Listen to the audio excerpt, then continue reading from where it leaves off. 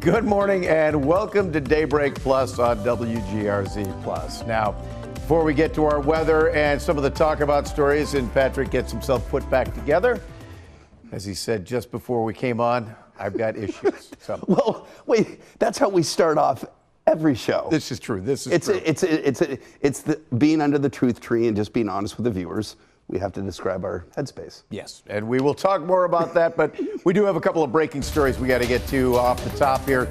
You're going to want to avoid the area of Colvin Avenue, right around Nichols. A garbage truck hit the railroad overpass between Amherst Street and Linden. Several agencies are on scene right now. We will update you with more details during our midday show. In more breaking news, U.S. Marshals have arrested a fugitive who was considered armed and dangerous. It is Nathan Royce. He was on parole for burglary and also had an active warrant issued by Batavia Police because of criminal possession of a weapon. Royce has been on the run for a year now. He is now in Genesee County Jail this morning. And we take a look at our top story from the past day. We're talking about the deadly plane crash in the town of Aurora. The NTSB is expected to go to the scene sometime this morning. Police got the call about the plane going down about 11 o'clock yesterday, just off of Route 20A in the town of Aurora. Firefighters arrived and found the plane fully engulfed in flames. Now, here are all the details we know so far. The pilot was the only person on board. They did not survive. The FAA says the aircraft is a single-engine Beechcraft A-36. Buffalo Niagara Airport put out an alert about a plane having mechanical problems shortly before the crash, and officials are telling us the plane originated from Lansing, Michigan, and was on its way to White Plains, New York. We've also learned the plane crashed near the property of Bills offensive lineman Deion Dawkins, and he was asked about the incident after practice yesterday. Still wonder why things happen in life, but tragedies happen all of the time, like. The biggest point about it is I just hope that, the pilot's family is okay. I hope that they're doing all right. Because, somebody lost their life today for an accident, a mechanical thing, something. But, and I'm glad that my family is perfectly fine. Like the alarm systems, the security guards, but that are there and all other people that are involved that help keep us safe, like everything was going off, so having the right people in line and, for the family of that pilot, like my prayers are out. Yeah, and this is a story obviously we'll continue to follow throughout the day, but a lot of people talking about it, especially right near Deion Dawkins' property there. Yeah, it was not on the approach to Buffalo. It was on the approach, well, not even an approach, going to White Plains. It had a ways to go. Yep. And about halfway there. Halfway there, East Aurora. Well, Lansing, yeah, it's getting there, but yeah, it's just it's terrible. Weather did not seem to be an issue. There was no wind shear. There was no precipitation. So clearly, was something with the plane. And once again, we'll keep up to that. But this morning, guess what? We do have some something precipient out there. something. Hey, Pete, what's it doing out there? It's precipient. It's precipient in the form of snow because our temperatures are clearly below freezing or near freezing or below. Yeah, it looks like everybody's below freezing. And thus the precipient is in the form of snow. And that's what we've got. In fact, take a look outside. This is a live look downtown, and yeah, visibility has dropped because of the falling snow. This is headlines, mainly light snow, but at times, maybe moderate, 3 to 5 inches between, this morning through tomorrow morning and tonight. Cold weather for the weekend, by the way, high temperatures in the teens. High tomorrow in Buffalo, close to 20. That'll be in the morning. Then we spend most of the day in the teens. Same for Sunday. And by the way, snow is possible Christmas Eve, and it looks like Monday night, which is the eve of Christmas Eve, into Tuesday morning is when we could see the snow. All right, so for today's snow, tomorrow morning, maybe a few snow showers off the lake, and then cold weather all the way through Sunday. You can see all of the region has filled in with snow. This is not lake effect. This is what I described it. This is more Hallmark movie snow versus Mad Max snow for a movie reference that we had last week, which was giving us 3 to 4 inches per hour in lake effect bands. This is a general, quarter to a half of an inch per hour type snow. Manageable. But it's going to be with us throughout the day today and into tonight. Future Look shows, the continuation of the snow this afternoon and evening. It could make for a slower evening commute due to slippery roads, as temperatures will be below freezing. Tomorrow morning, close to 20, and then we fall into the teens. Just a couple of light snow showers off the lake are possible. And then into Sunday, that's the coldest day, with temperatures in the single digits to the teens in the afternoon, including the Bills game, kicking off into 15-degree weather at 4:25 on Sunday. Snowfall totals, again, additional from what we've had already, another 2 to 3 inches, maybe 4 up in certain spots. So tomorrow, temperatures in the, 19 for Buffalo, 17 in East Aurora, 14 at East Aurora on Sunday, but it will be dry on Sunday with partly sunny skies and not much wind. So light snow, 1 to 3 inches today into this evening. Tonight, another inch or 2, maybe 3 in spots. And again, wind is not going to cause any or too many visibility issues. But we do have a weather impact alert for the snow today and the slippery roads.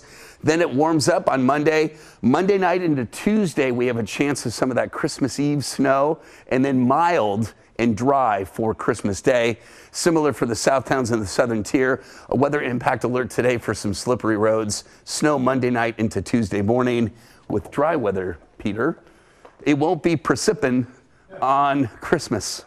All right, but as for today, the snow will be falling the way it's supposed to fall, down rather than across. Exactly. This will be vertical snow versus the horizontal stuff we had last week. That's much more pleasant. Yes, it is. All right. Well, speaking of things that are happening today, something's got to give. The Sabres return to the ice at KeyBank Center tonight, hosting the Toronto Maple Leafs. And some good news. The captain right there, Rasmus Dahlin, is set to return to the lineup. He's been out for much of the 11-game losing skid. And yesterday I got a chance to go down to the arena and I asked both players and coaches about leadership in the locker room and on the bench, and whether Rasmus Dahlin is the right guy to bring that leadership back. Believing in each other is one thing. Are you holding each other accountable? I believe so, yes. We've had a lot of guys step up in this room and call guys out, and I think that's what we need. But I do believe so. Do you think you can be the voice on the bench that settles things down when things start going the other way? I'm going to try everything I can to do it. So, but we have good guys around here. They can do it too, and we're in it together. We gotta find a way. Do you think it's a matter of one guy stepping up, taking the leadership, and picking the bench back up? And I think the leadership snowballs from there. With a player like that can step on the ice and he can garner a part of that play. He's a guy that you count on to make the right play 90% of the time. He's vocal, and I think that snowballs, that leadership, snowballs from your top guy, whatever sport you're in. Yeah, absolutely. I mean, all it takes is someone, because you can see the body language on the bench. You don't have to be a sports expert. That the last 11 games, a goal is scored and just heads start dropping. And as Lindy said, it can snowball from one guy picking the bench up and other guys finding their voice. So maybe Dahlin's that guy. And by the way, I have to believe that wasn't as fun of an interview with Lindy as your very first interview with Lindy, which was 17 years ago, if not longer? It was probably 20-something years ago. 20-something, right? When he first came back, when he first came here as a coach. As a coach, right. And that was kind of a welcome home for the former captain and then coach. Right. But I'll tell you, the body language in the room when you're talking to them, they just look emotionally exhausted. Right. And just they're going to be facing a full building of Leafs fans tonight. So maybe, given that's the atmosphere, right? A lot of visiting team fans will be here. Yep. maybe that's kind of like, you can get kind of angry. I could see that. I was starting to see that a little bit in talking to a lot of the players. It's like they're going to use that as motivation. So we'll see. Hopefully they'll snap it tonight. But believe it or not, you know what? It is week 16 of the NFL season. The Bills still haven't played the Patriots.